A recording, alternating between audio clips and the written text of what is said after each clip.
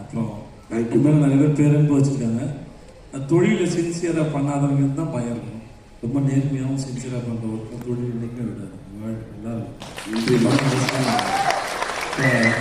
நீங்கள் போனால் திரும்ப வந்துடுவோமோ அப்படின்னு உன்னை வேற ஒருத்தவங்க எப்படி பார்க்குறாங்கன்னு நினச்சி சந்தேகத்துக்கு தான் பதில் சொல்ல தேவையில்லைன்னு நினைக்கிறேன்.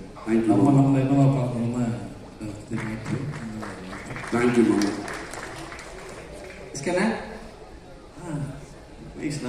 அட்வைஸ் இல்லைண்ணா, ஏதோ ஒரு விஷயம் தான். ஒரு அன்பான இல்லை, அவருக்கு எல்லாமே தெரியும். கிளியராக தான் போயிட்டு இருக்காரு. நீங்கள் அவர் படங்கள்லாம் பார்த்தாலே தெரியும். ஸோ எதுவுமே நம்ம சொல்ல தேவையில்லை. ஒரு விஷயம் எங்கள் 2 பேருக்கு தான் இல்லை. இப்போ சொல் நடக்கலாம் வச்சு பார்த்தா ஏதோ நாங்கள் வந்து சின்னதாக ஒரு பையன் வந்திருக்கான், அவன் அட்வைஸ் பண்ணுறாங்க. டேய் நீ யாரு சிவா தெரியும்ல, எனக்கு தெரியும். பாருங்க, அதான் எனக்கும் அதான் புரியுது. சைதாப்பேட்டையில் வெண்ணிலாக்கு நடிக்கும் போது இரவு முழுவதும் தம் அடிச்சு பேசியிருக்கோம். நிறைய கதை சொல்லியிருக்கோம். அவன் வாழ்க்கையே ஒரு நாள் படமாக கூட சுவாரஸ்யம் இருக்கும்.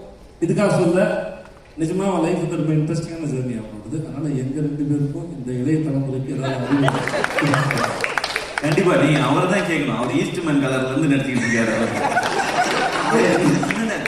நம்ம சொல்ற சின்ன குழந்தை நட்சத்திரமா இருக்கும். போஸ்ட் பண்ணி கூட இருக்காரு. அதனால அண்ணன் தான் அட்வைஸ் சொல்லணும். நான் அண்ணன் எதுனா அட்வைஸ்லாம் இல்லை. இன்னும் நீங்க மேலும் எவ்வளவு உயரத்துக்கு போனாலும் கருப்பா லீனா ஒரு கதை நாயனா மாறணும்னா எப்பவுமே விட்டுறாதீங்க. ஏன்டா அவனை எங்க போனாலும் கூட கூட்டிகிட்டே போயிருக்கேன். இதை நான் சொல்றேன். ஒரே ஃபைனல் ஆசை. சூரியனோட ஆஃபீஸில் ரொம்ப முக்கியமான ஒரு 2-3 ஃபோட்டோஸ் மட்டும் இருக்கும்.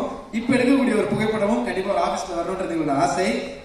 அந்த சைடு உங்களோட அன்பு மாமா, இந்த சைடு அன்பு தம்பி, 2 பேரும் உங்களுடைய அன்பை ஒரு அழகு முத்தமாக சூரியனுக்கு ஒரே நேரத்தில் கொடுத்தீங்கன்னா அதை விட ஒரு ஸ்பெஷல் மூமெண்ட் எதுவும் இருக்காது.